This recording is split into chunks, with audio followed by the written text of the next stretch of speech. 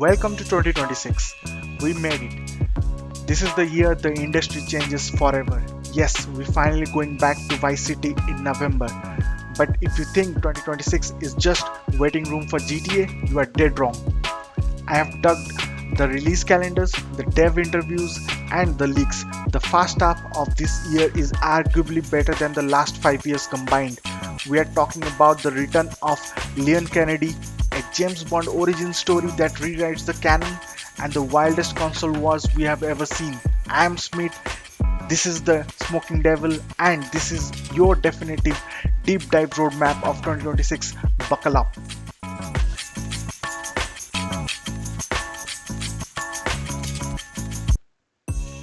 We start in February, which is frankly looking like horror fans' dream.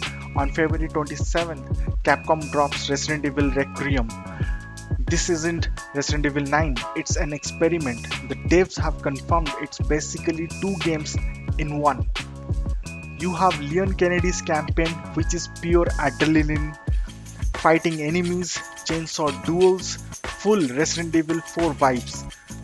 Then you switch to the new protagonist, Grace Ashcroft, an FBI analyst with zero combat training. Her sections are pure survival horror, hiding in lockers, solving puzzles, and running for your life. It's a pulse pounding cycle of fear and adrenaline. Before that, on February 12th, we have Yakuza Kiwami, Free and Ductites. This is a massive package. You will get the Kiwami Free remake featuring the new Life at Morning Glory mode, where you actually manage the orphanage, cooking, helping kids with homework and walks. But the real hype is Ductiles. This is a brand new standalone expansion focusing on Yoshitake mind.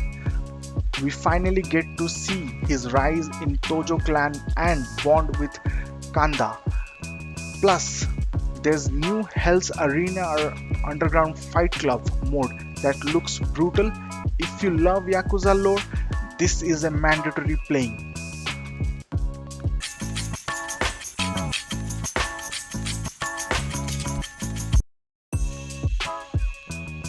If your wallet survives February, March is going to finish it off. On March 19th, Crimson Desert finally launches. We have been watching the trailers for this game for years. It is finally real. This is the single player evolution of Black Desert. It is an open world action RPG set on a continent of Fable. The details is insane. We are talking wrestling moves on enemies, pole vaulting over castle walls, and seamless transitions from ground to air. They have confirmed a story campaign that is centered around Cliff, the leader of Greyman mercenaries. If this game runs as good as it is looks, it is easily one of the game of the year contender.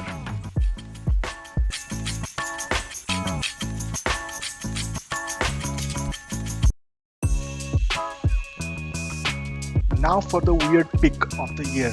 Remember Pragmata? That mysterious Capcom game with astronaut and the little girl? It finally has a release date, April 24th. We finally know what it is.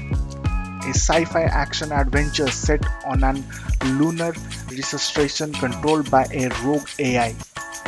You play as you protecting the android girl Diana. And get this, it's launching day one on Nintendo Switch 2 alongside PS5 and Xbox. If you pre-order, you even get these wild Neo Bushido skins. It looks like Death Stranding meet Devil May Cry in space.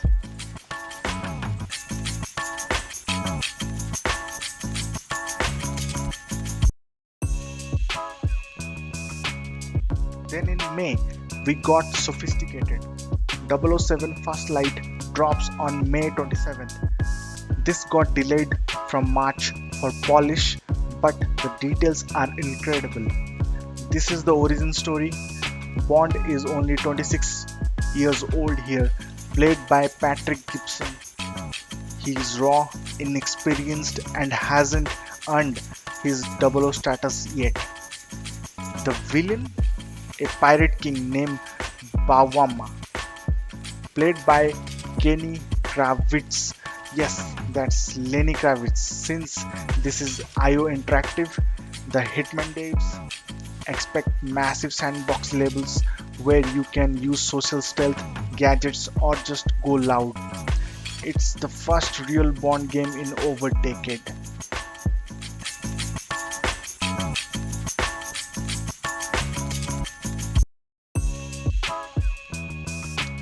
After a quiet summer, September hits us with pure style.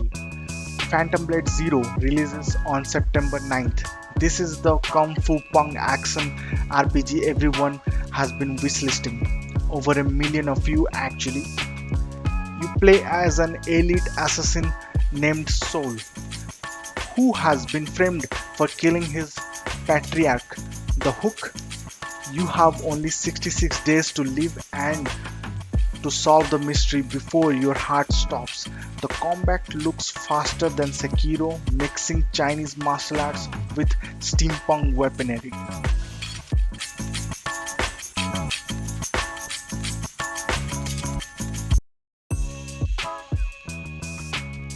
And that brings us to the fall.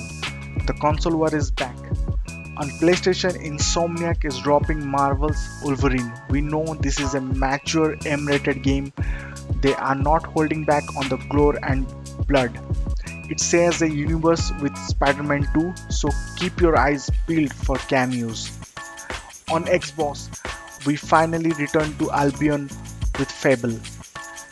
Playground Games is using their Forza engine to make this look photorealistic. The humor is back, the hero choices are back, and it's launching day one on Game Pass. This is the RPG showdown we have been waiting for.